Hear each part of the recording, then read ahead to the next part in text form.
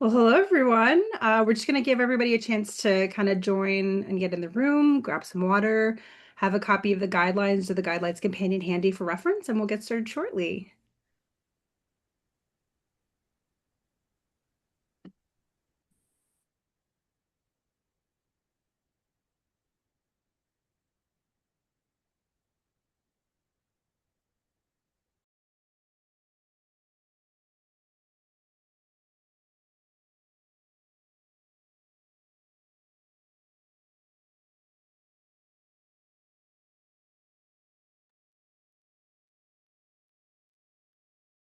I think we can get started, Diana. We're at 64 participants. Perfect. Great. Thank you.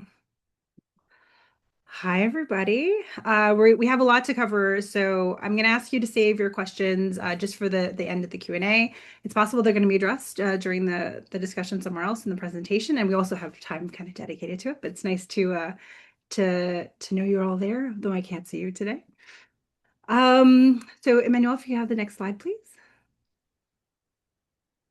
Thank you.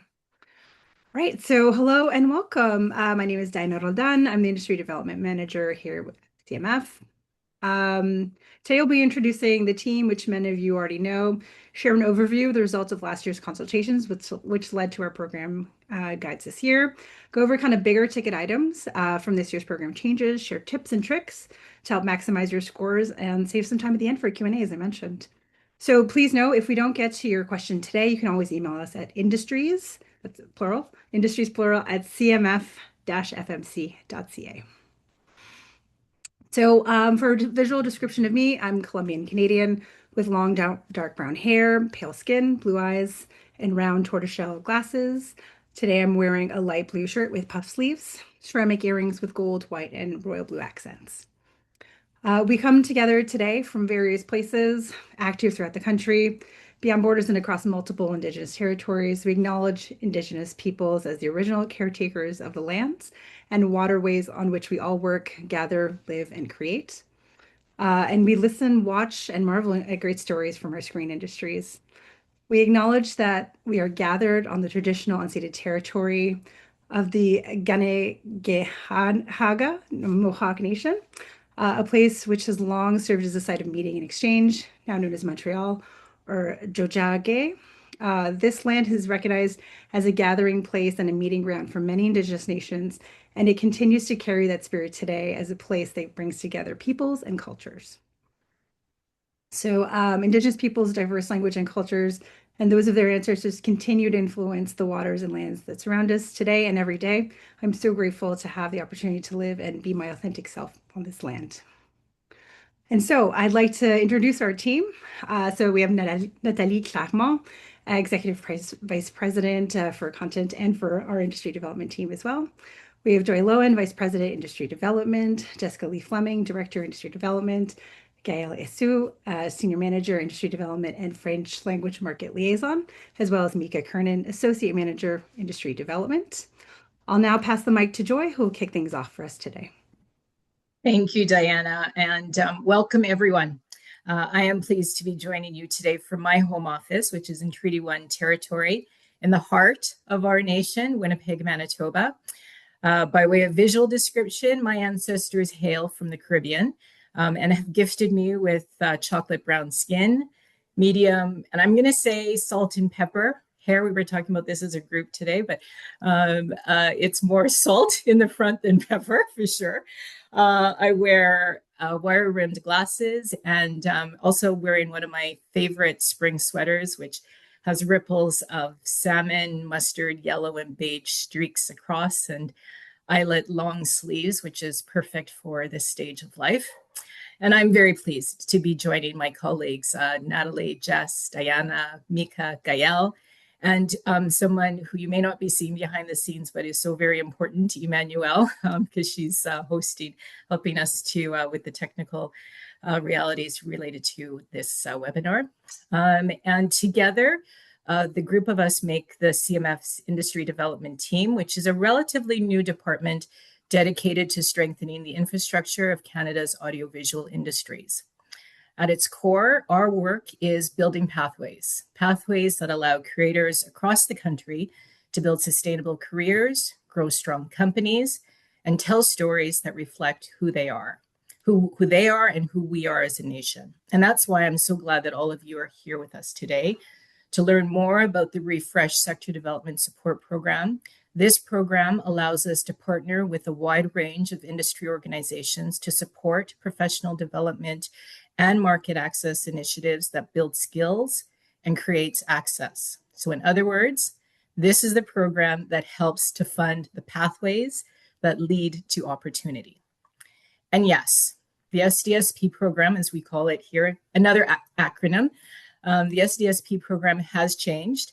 As part of our EDIA All-In strategy, we committed to redesigning this program to better support industry growth, inclusion, and accessibility. We're also committed to providing clear guidelines and processes that help companies owned and controlled by equity-deserving community members grow and compete internationally. The first step in our work to refreshing the program was listening. So around this time last year, we launched our most extensive multi-phase consultation, about eight months worth of conversations, many of them with the people gathered here today. And it's your insights that have helped to shape the program. The refresh was announced just over a month ago, and the team will walk you through the details.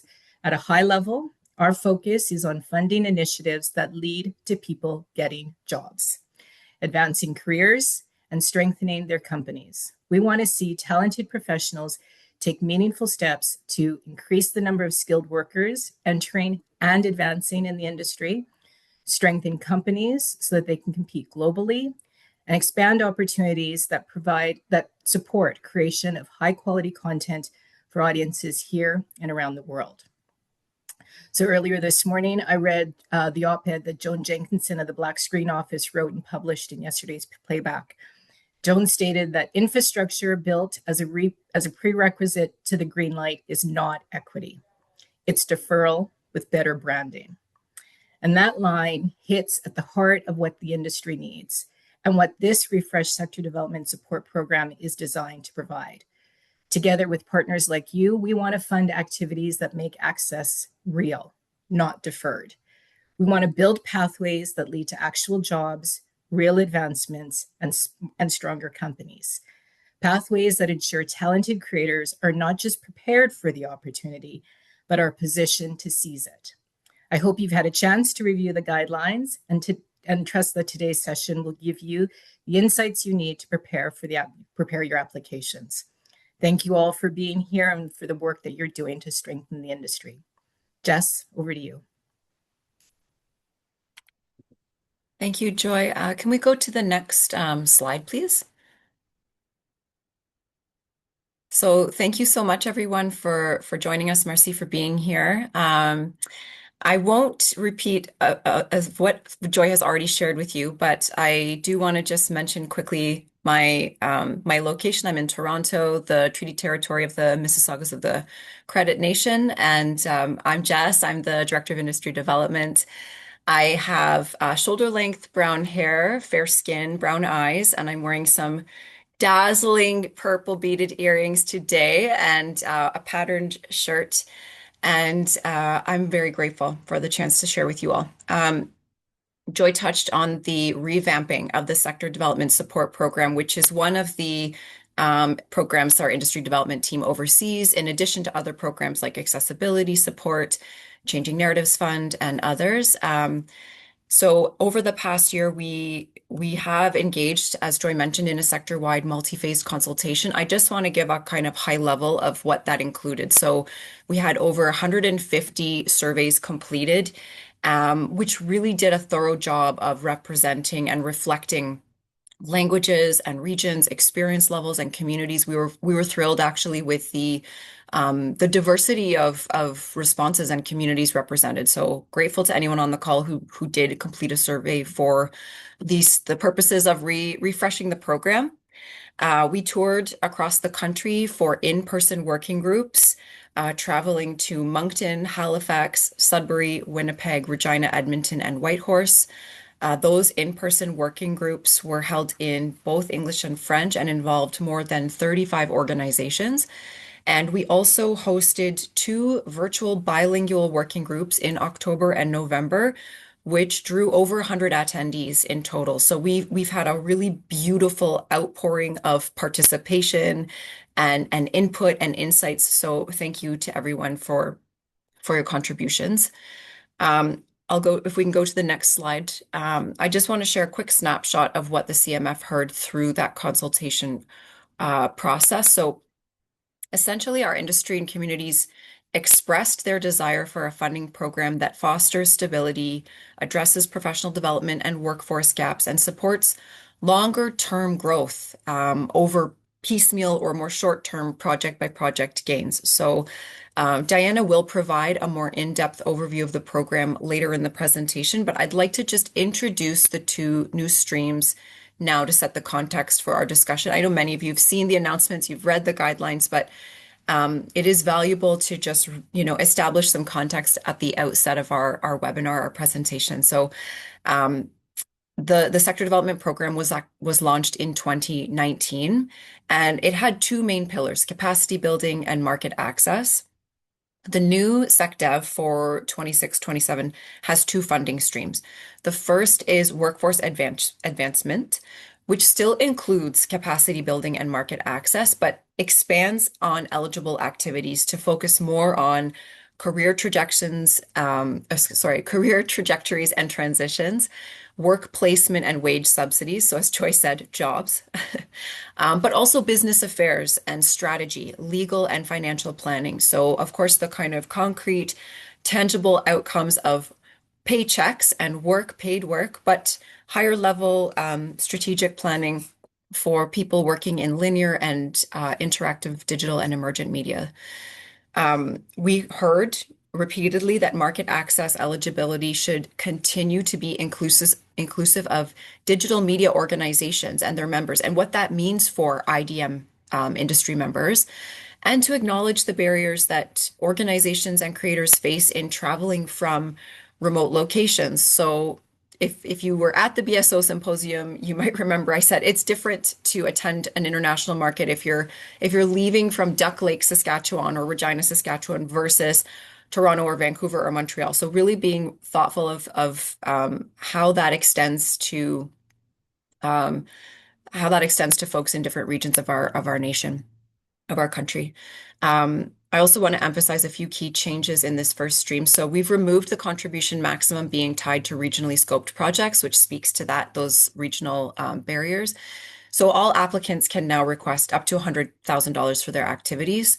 And we will also be incentivizing thoughtful collaboration by offering a maximum of $250,000 for two or more nonprofits working in collaboration. And we know some of you might have questions about what those collaborations can look like, or how they'll be evaluated. So we're happy to touch on that later in the Q&A and in the next parts of the presentation. Oh, can I get to the next slide, please? Sorry, Emmanuel. So this was our workforce advancement. I've shared all of this. And I think we can just go right to organizational advancement. Thank you. So the second of the two new sector development streams is organizational advancement. This is an entirely new stream. It aims to support nonprofit orgs in the screen sector who wish to strengthen their expertise and their capacity to deliver organizational initiatives. So we heard throughout the consultations that organizations need support with strategic planning, with succession planning, with sustainability, outreach and promotion, audience development, fundraising, program development, leadership training. All of these fall into sort of the responsibility of the teams to just take on that work, and it needs support. So we've included those and other activities in the list of eligible activities. In this new stream, organizations can apply for up to $100,000 for activities that will support stability and growth by enabling them to envision their futures and develop the necessary and robust plans that ensure they meet their full potential. I'm happy to confirm activities can take place over an 18-month funding window. So while it's not quite multi-year operating, there is this added flexibility to deliver programs over 2 fiscal years, which we hope provides a bit more flexibility for organizations seeking to grow or stabilize. We can go to the next slide, Emmanuel. Thank you. We'll mention the deadlines a few times, but here, just a reminder, we launched April 8th. Our window for our portal opens May 29th for workforce advancement and closes June 5th. And organizational advancement opens July 3rd and closes July 10th. I'll hand it back to the team now who can take us through the streams and application process in more detail. Marcy. Hello again. So we just put a disclaimer, we have a limited amount of time today. We want to make sure that we get really the top line items to you guys and we have a chance to discuss them. Please, please, please review the guidelines in full. We also put together a companion guide to the guidelines, which kind of details a little bit of the changes you might have seen versus something last year to this year's programs. And it's really as a tool to help you guys really contextualize the changes and really kind of set the stage for when you're working on your applications, you know where to kind of focus on and how to put those applications together. So the goal really today is to that everybody leaves today's session with a clear understanding of the two streams, to understand if one or both might be a good fit for you, and for your organization's plans activities for the year. I do want to quickly mention one thing. The stream, neither of the streams are intended for production companies or to support the development or creation of content. So just I want to make that very, very clear from the top. This is really for nonprofits who have their main activities in the audiovisual industry, I would say. And if you, one of the reasons for that is because there's other programs that already support that work. So if you want to have a little bit about those programs, you can go to the program section on our website, cmf-fmc.ca, and you can see what other programs you have available as well. Okie dokie, so let's get started. So as just mentioned, so we're moving from one stream with 2 intakes to 2 distinct program streams, each with 1 intake period. Both streams are selective, so we'll have juries for both, with applications submitted through Dialogue and only through Dialogue. Our allocation priorities are simultaneous. I just want to make that clear. So it's 2/3 of industry development program budgets will be dedicated to organizations led by and serving Indigenous, equity deserving, and/or regional communities. And at least 1/3 of overall funding allocation for each program will be attributed to French language content and activities. I do want to make it clear priorities influence project selection, not eligibility. So definitely take a look at the eligibility sections to make sure that you're clear on whether your activity or you as an organization are eligible to apply. And we also strengthened throughout the guidelines existing language that specifies programs with open or in default sector development files will be ineligible from applying for either of the streams for this year. And we've also added that orgs must have now completed 2 fiscal years of operation. And this can be your own fiscal years, not necessarily assigned with the CMF states, and that your organization has to have at least 1 employee. We can go to the next slide, please. Perfect. So applications will be reviewed for eligibility based on criteria outlined in the program's guidelines. A jury is assembled based on the application submitted and aims to reflect industry sectors and the community groups represented in the application pool. I do want to mention community groups doesn't only represent the prioritized communities that we've mentioned in the guidelines. It can really be lots of different kinds of communities, and it can include stages of career, for example. So just take that as you're reading through the guidelines and keep that in mind.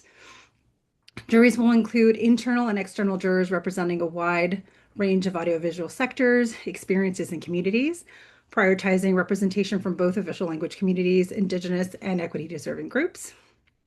Jurors review only application material submitted and score projects using the evaluation grid included in the program's guidelines. Scoring will be based on alignment with the goals of the program, allocation priorities, and with a final adjudication producing a list of projects recommended for support. We can go to the next. Thank you so much.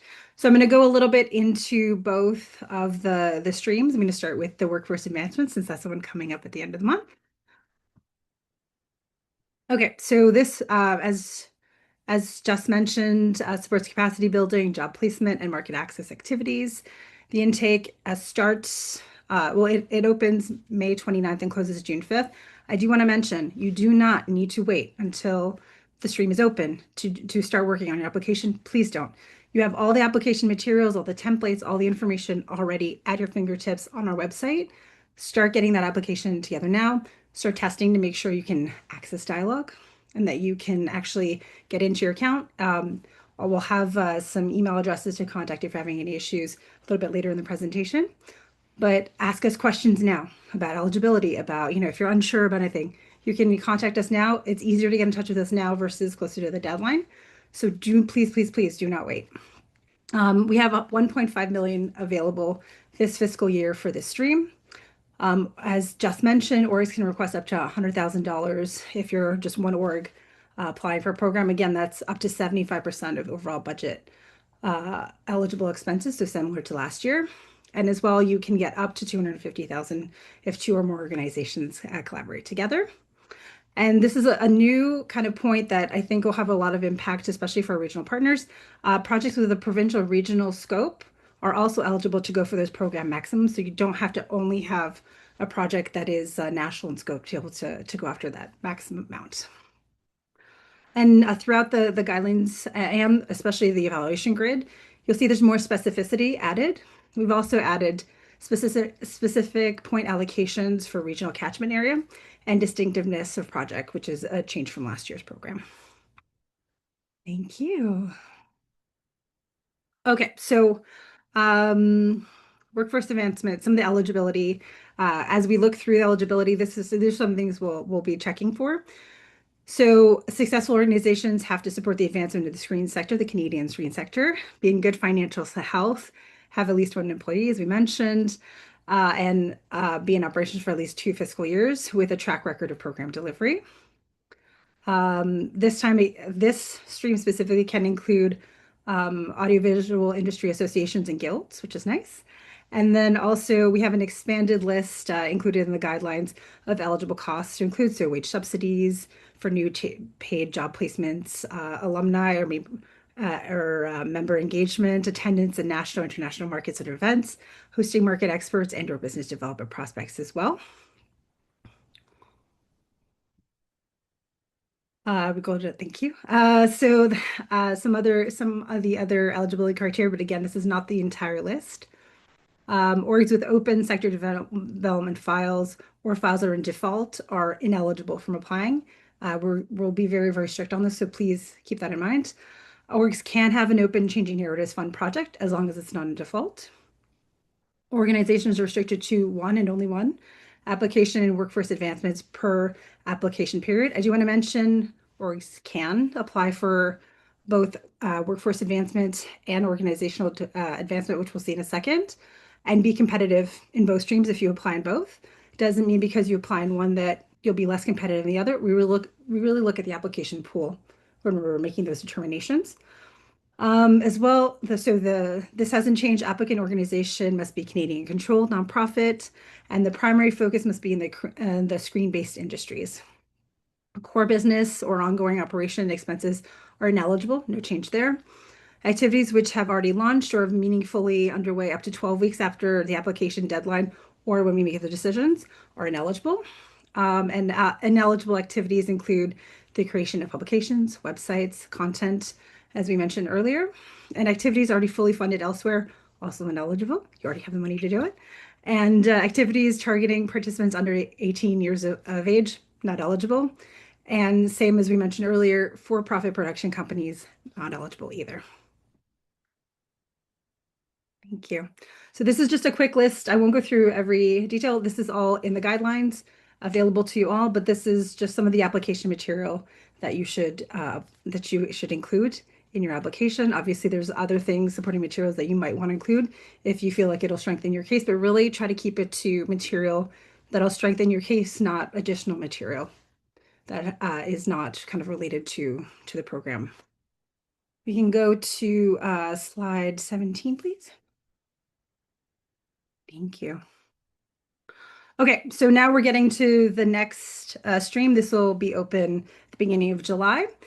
So this is organizational advancement. It's really capacity building, grant focusing on organizational stability, as just mentioned, and sustainability, growth, resilience, planning, leadership, and governance. Up to $2 million will be available for this fiscal year in this fund. Applications accepted through one intake period again, so July 3rd to 10th, and only through dialogue. Orgs can request up to $100,000, as just mentioned, and again, up to that maximum 75% of the overall budget of eligible expenses. So we have, as just mentioned, an extended delivery time, so you can take place over 18 months maximum, or 2 fiscal years. And when we're talking about 2 fiscal years for this specific case, we really are talking about the CMF's fiscal years. So look at those calendars from April 1st to March 31st. Next slide, please. Oh, and sorry, one more thing I forgot to mention before we move on.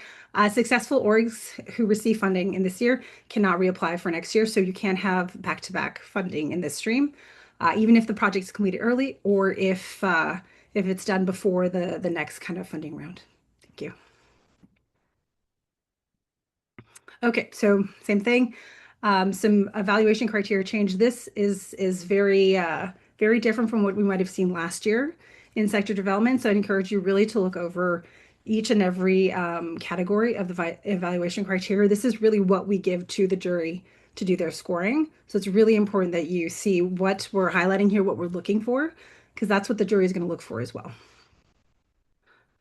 So things like organizational background, reach and impact, proposed activity, distinctiveness, collaboration, third-party support, all those things are going to be really, really important. And I'll get to some tips and tricks at the end that'll help you a little bit with your application as well.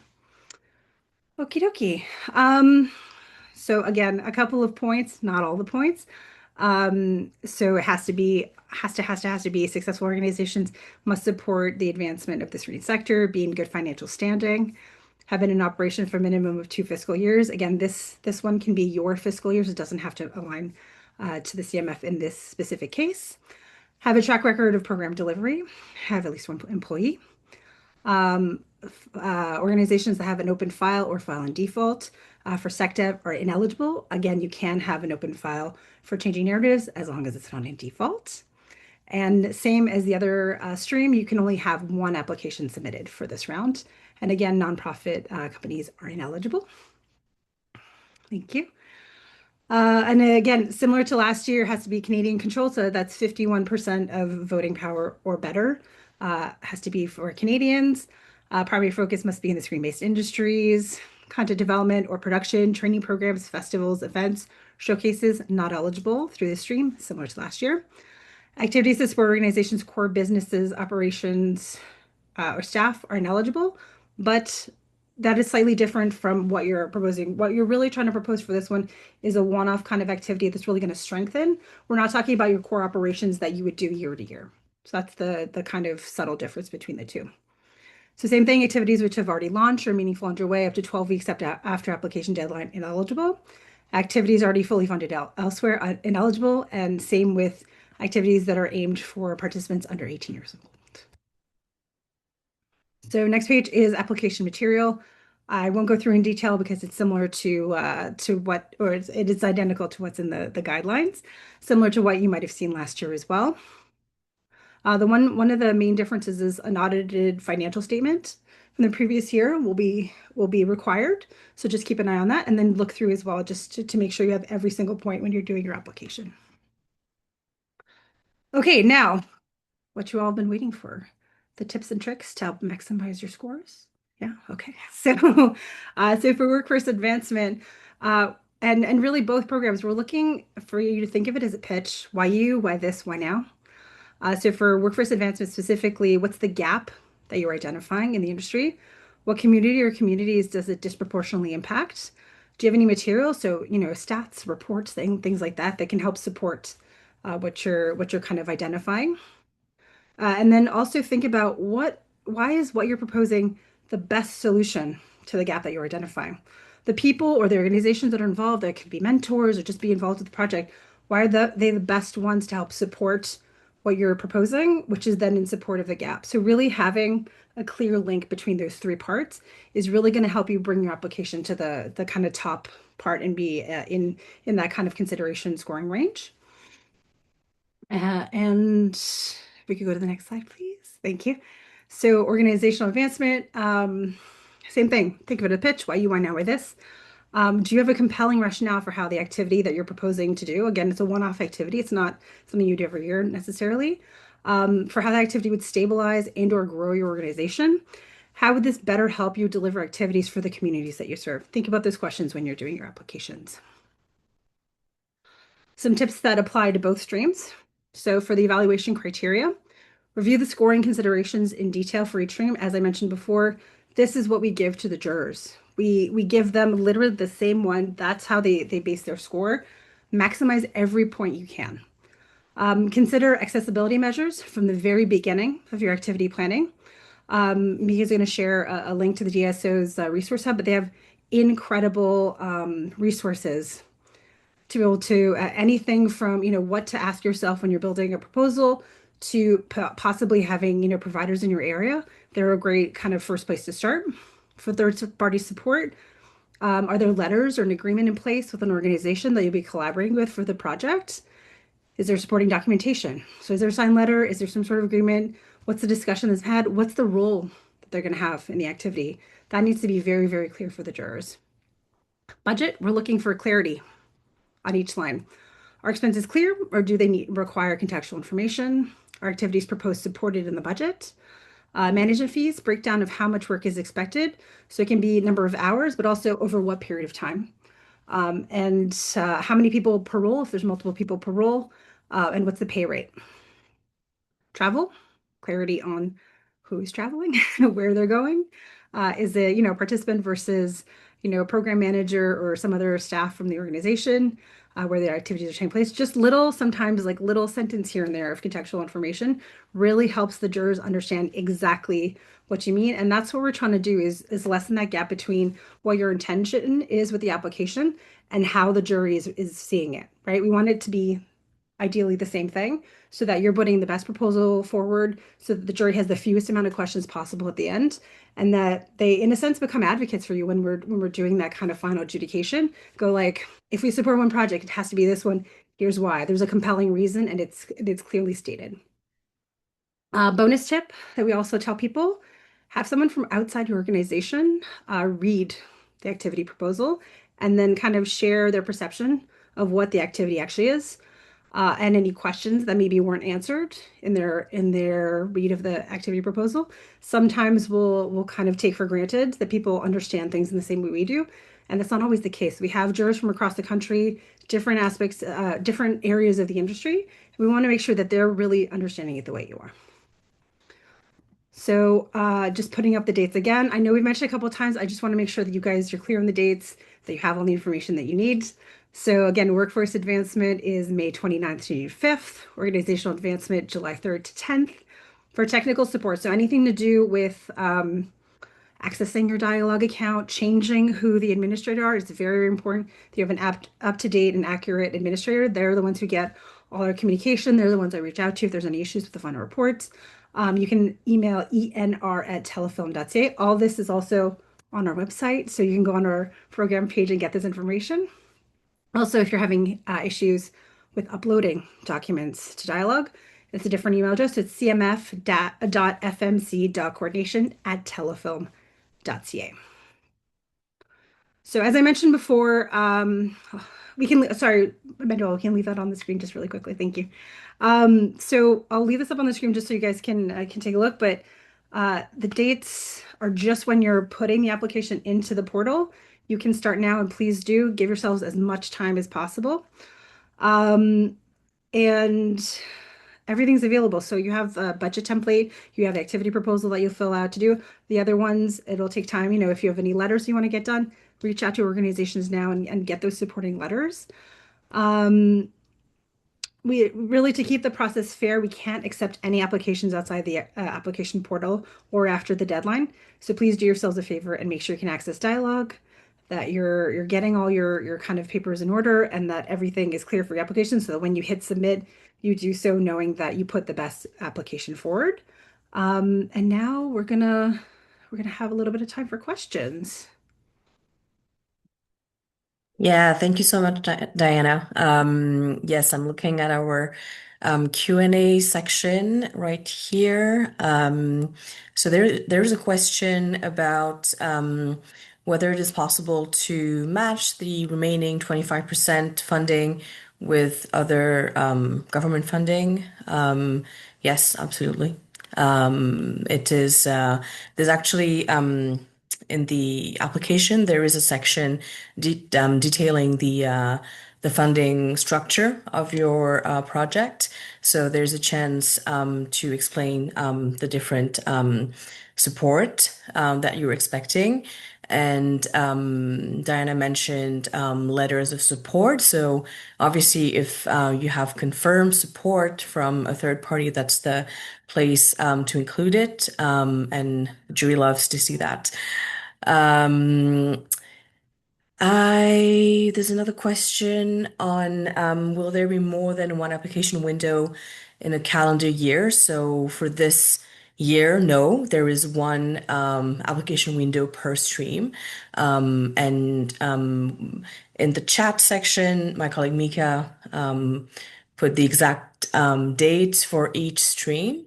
So at least for this year, 26, 27, there's one application window per stream. As I go through the rest of it, there's still questions coming in. I can also jump in, Gail, to just add regarding the financing structure. There's a question around if CMF would consider funding 100% of a project. And no, we don't fund 100% of a project, but we have seen in the past organizations complete their budget by contributing 25% of their own funding in kind. So that's one way to complete a budget and still meet the eligibility criteria of a 75% contribution from CMF.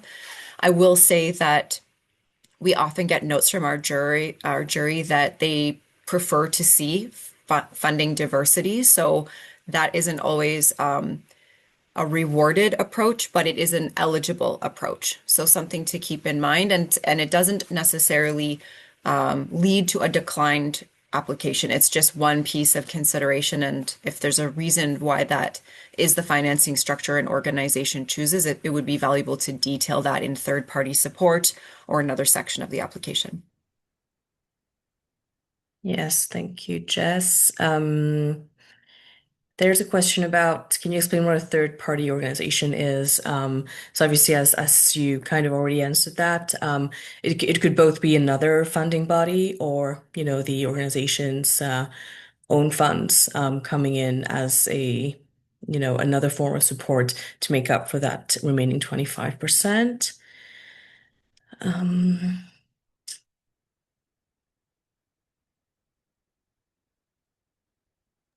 A few people are asking whether the slide deck can be sent out. We won't be circulating the slide deck, but we will publish the webinar to our YouTube channel, so you can access this this webinar after the event itself. Yeah. Someone's asking if an organization can apply for more than one program. If I understand this correctly, you're meaning more than one stream. So yes, any organization can submit an application in both streams at the same time for this year, with the exceptions that Diana mentioned earlier. Yes.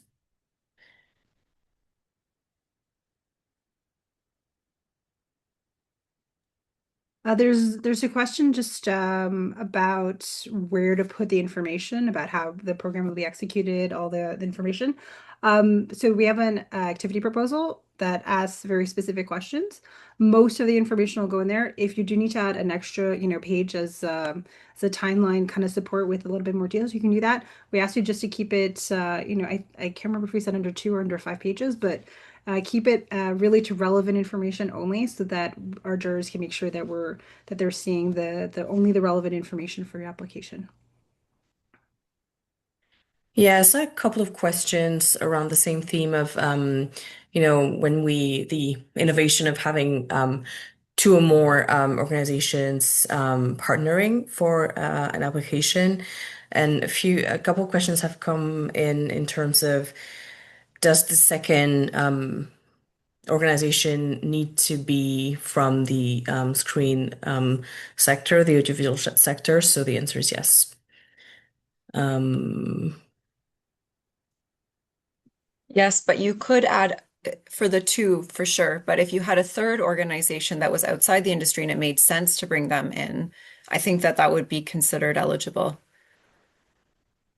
So the two to unlock the two or more, the two must be screen sector. Any additional organizations you add, I think, would be um, likely considered eligible if it made sense.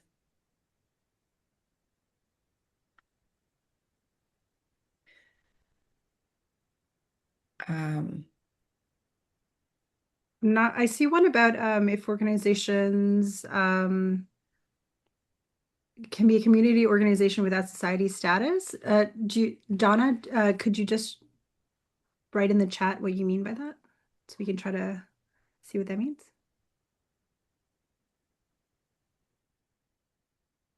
and also, I think there's someone who wanted to clarify that they were referring to two separate initiatives under one application. Um, I can answer to that if you like. So you can. We're always going to look at what are you putting forward. If it starts to be a lot of different things, it might get a little lost in what you're overall trying to do and the relevance. So I mean I've seen people get much more specific in the applications, and I think those tend to be more successful just because there's a clear kind of through line to the gap that you're identifying. So if the solution that you have to speak to the gap that you've identified is multi-pronged, we could look at that. It might be worth kind of reaching out to us and chatting a bit more so we have a bit more understanding of exactly what you mean. But normally the ones that are more specific and really getting into the nitty-gritty of what the gap that you're identifying and how you're really supporting that, closing that gap or lessening the gap is what tends to be more successful.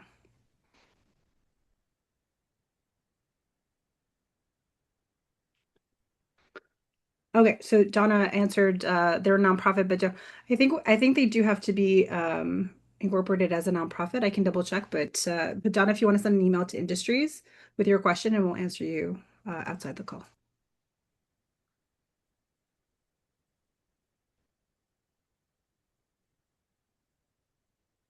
I think we got to everybody's questions, unless I'm mistaken. Oh, I see one Mark put in the chat historically what percentage of applications are approved.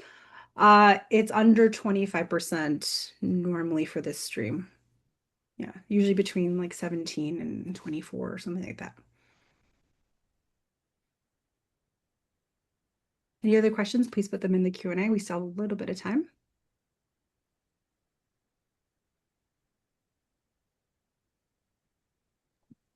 I see another question. I'm not sure if this was answered. I don't think so, but can the one employee be a contractor? I don't know that we're necessarily looking for, um, that they must be a permanent full-time employee, but rather that there's a paid person in a leadership position, or that there's, that it's not volunteer led because it speaks to the stability of the organization. So they don't necessarily need to be permanent full-time employee, but there should be a paid employee, and I would advise likely a full-time paid employee, or as full-time as you can demonstrate in order to be eligible. Yeah, I feel like there has to be a history there. Yeah. Yeah. Yeah.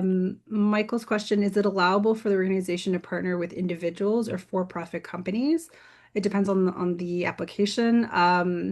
Individuals, that would, I think, land more under you're hiring someone to help execute the activity. And that goes back to the jury kind of really looking at why you're partnering with an organization, an individual.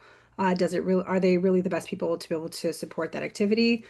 You'll include documentation to show why they are, and does that really support the gap that you're identifying? I think people lose the most points by not clearly identifying what the gap is that you're trying to address in the industry and who it's impacting. So if you're then putting together a really great proposal, but we're not clear on the why from the beginning, that's where the questions start to come, and that's where the juries have trouble kind of making those links if they're not really, really clear in the application. So I would really spend time looking at that and making sure that's a very, very clear in your application. I'm seeing a We have a, question. Sorry. go ahead. Yeah, no, I was just seeing a question on whether partnering with an organization who will also be submitting a separate application, would that disqualify your own application?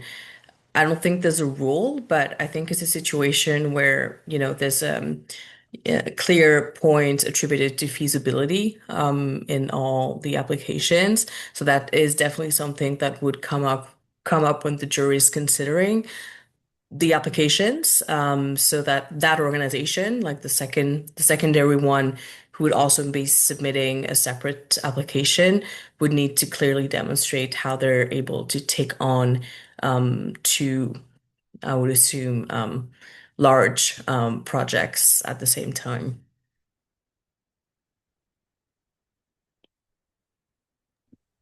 I had just seen a few more questions come in around the employee and one question about how to maintain employee privacy and meet the provide rate of pay request. The rate of pay request is specific to engaging external experts. So if you're hiring a consultant, if you're hiring an instructor or a market access liaison or personal support worker, it's really making sure that we're meeting the industry standard of best practices and the rate of pay that is recommended for those types of roles. So it's not to release necessarily staff salaries, but more for the project delivery. How do the allocations break down? How does the pay break down? Instead of sometimes we see hiring 3 experts, $5,000. Is everyone making a percentage of that? Is one person making 4,000 and two are making 500? So that's where the detail can support budget clarity and completeness.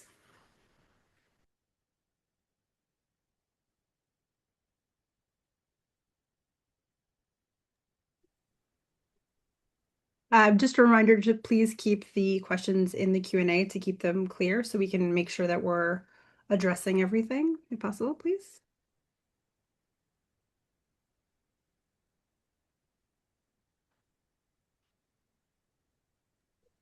So there's a new question about just to confirm, if you don't work in the film industry, I mean, screen sector, right? It encompasses more than film, especially the CMF, where we're focused on linear and interactive digital and emergent media. So if that's not your primary mandate, would you need to work with another organization whose mandate is within the screen sector? Yes. Mhm. Mika, is there something you want to add to that? I see you. You're good. Okay.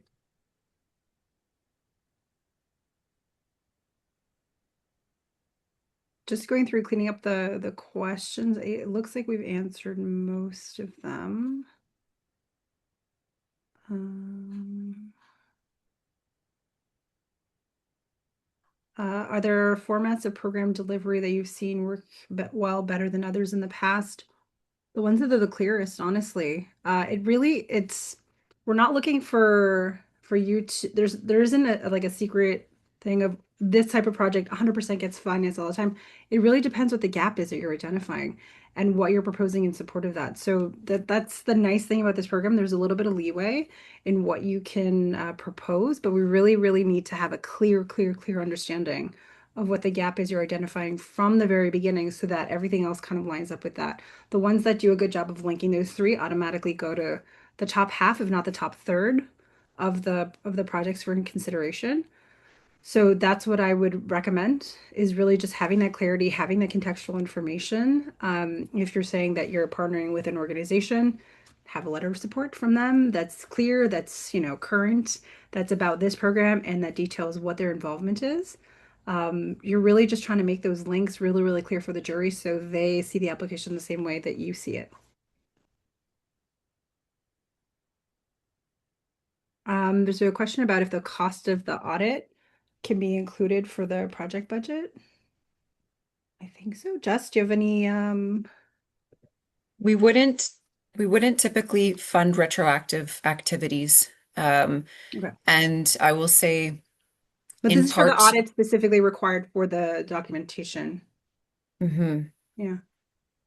Yeah, so we wouldn't typically fund a retroactive operational activity in either stream. It's something we could, I see that's PSP, so I'm guessing maybe Pacific Screenwriting Program.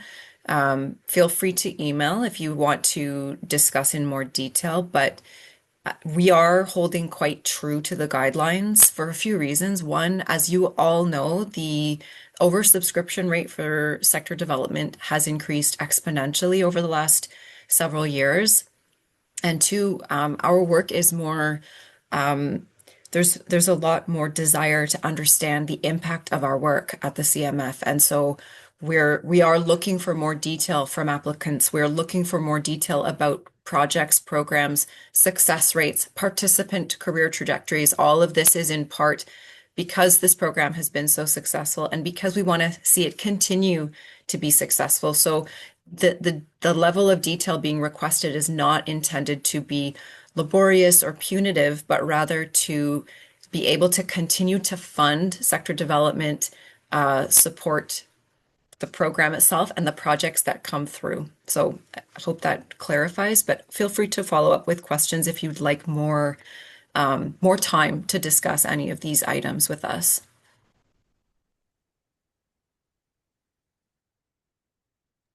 So I think we have time maybe for one or maximum two more questions. We're just looking through the Q&As for anything that hasn't already been addressed.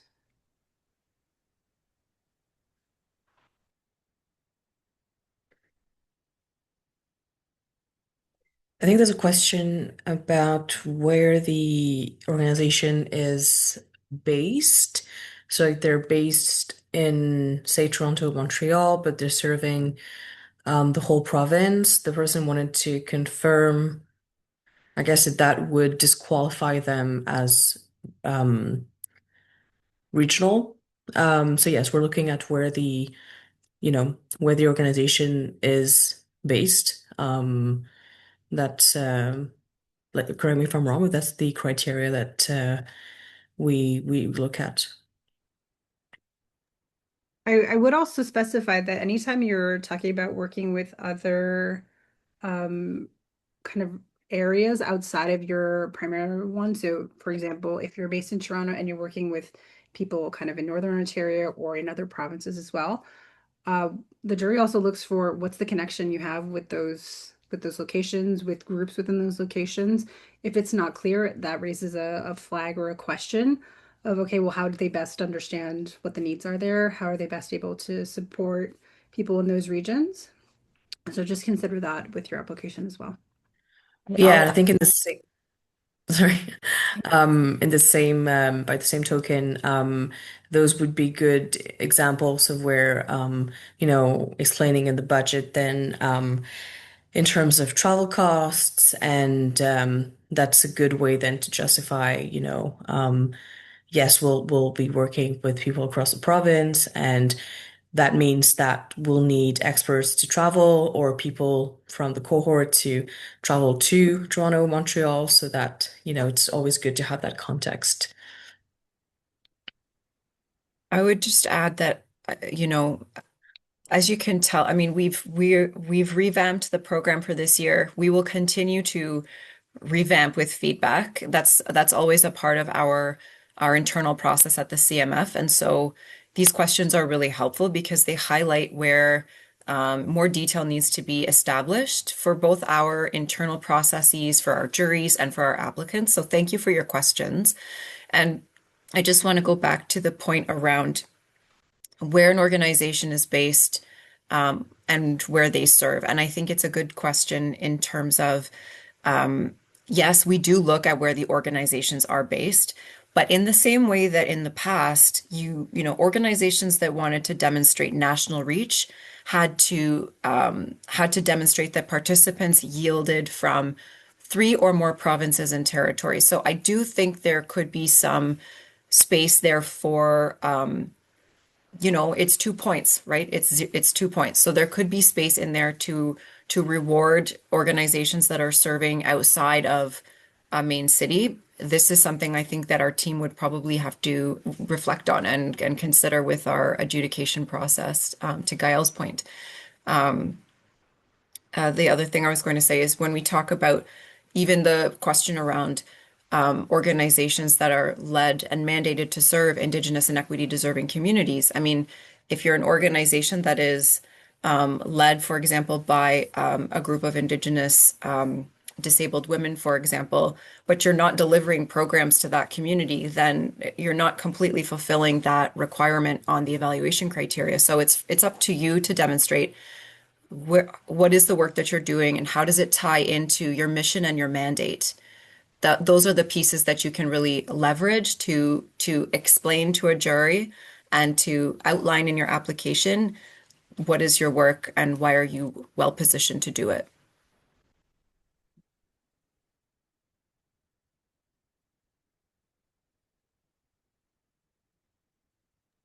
There's a question about when do successful projects need to be completed by once the contract is signed? It's usually within the year for workforce advancement, and then organizational advancement, you have up to 18 months to deliver the project over those 2 fiscal years that I'd mentioned before, the CMF fiscal years. I think I think that's about it. So we'll wrap up here. If we could just have the last slide up, please, Manuel. Thank you so much. So thank you very, very, very, very much. As always, I mean, I know most of you, so I recognize a lot of the names. It's always lovely to chat with you. You know we're here to answer your questions if you have them. Here's our email address to schedule some time or to ask. If it's a quick question, we'll try to answer by email. If it's something a little bit more in depth, we'll try to schedule some time to just have a quick catch up and get a little bit more information. If anything wasn't answered or you just want a little bit more detail, or you want to kind of dig into it, or we want us to dig into it and be able to give you an eligibility answer, please use that email. That's for everything. Mika and I take care of that email inbox, so you'll reach us and then we'll forward it on to the appropriate person. Thank you for your time today and have a lovely day and good luck with your applications. Bye, everybody.